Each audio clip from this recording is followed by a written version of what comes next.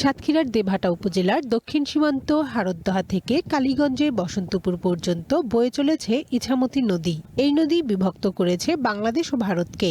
তবে দীর্ঘদিনের অব্যাহত ভাঙনে এখন বদলে যাচ্ছে দেবহাটার মানচিত্র। দেবহাটা সদর ইউনিয়নের রাজনগর ও চরদেবহাটার মৌজা এখন নদীগর্ভে। একসময় এখানে ঘরবাড়ি আর ফসলি জমি থাকলেও এখন তার কোনো চিহ্ন নেই। বসতভিটা হারিয়ে নিঃস্ব বহু পরিবার। ইছামতির ক্রমাগত ভাঙন এখন উপকূলীয় মানুষের জীবন জীবিকার জন্য বড় হুমকি। তারা তো বসবাস করতে পারছে না, বাচ্চাদের কোথায় যাবো, গরিব কোনো জায়গাই নাই, আমরা কোথায় যাবো? আমরা সরকারের কাছে দাবি যে আমাদের এই নদী ভাঙন ঠিক করে দিচ্ছে। স্থানীয়রা বলছেন, বর্তমানে নদী ভাঙনের মুখে রয়েছে কোমরপুর, খানজিয়া ও ভাতশালা সহ আরও কয়েকটি এলাকা। তাদের অভিযোগ, প্রতি বছরই টেকসই বেড়িবাঁধের অভাবে দেশের ভূখণ্ড হারিয়ে যাচ্ছে নদীগর্ভে। আমাদের যে ভূমি, এই ভূমিগুলো নদীগর্ভে বিলীন হয়ে যাচ্ছে। ভারতের গতিতে আমাদের এখানে বাংলাদেশে ভেঙে গর্ত হয়ে যাচ্ছে। ভাঙতে ভাঙতে এখন এই অবস্থা চলে আসছে। এখন এই অবস্থা আসার পরে যে কাজকামগুলো হয়েছে এগুলো নামমাত্র।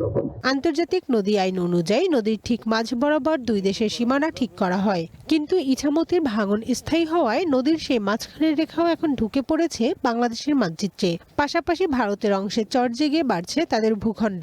টেকসই বাঁধ না হওয়ার কারণে আমাদের যে সীমান্তবর্তী নদীগুলো রয়েছে, সেই নদী ভাঙনের ফলে কি হচ্ছে, ভারত তার আমাদের নদীগুলো ভেঙে গিয়ে ভারতের অঞ্চল বেড়ে যাচ্ছে এবং আমাদের জমি হারাচ্ছে বারবারই। নদীর তীর ভাঙন প্রবণ হওয়ায় স্থায়ী এবং টেকসই বাঁধ নির্মাণ করা প্রয়োজন।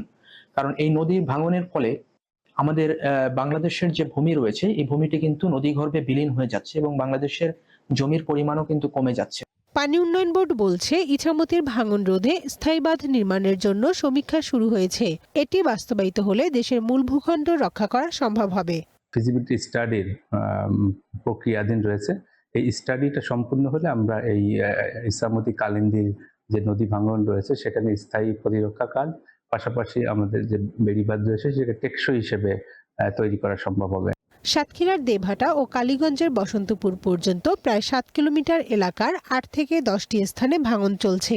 দ্রুত ব্যবস্থা না নিলে শুধু এই দুটি উপজেলার অস্তিত্বই সংকটে পড়বে না, বরং বাংলাদেশ ভারতকে বিভক্তকারী এই নদীর ভাঙন বাংলাদেশের আয়তনই কমিয়ে দেবে। One national desk.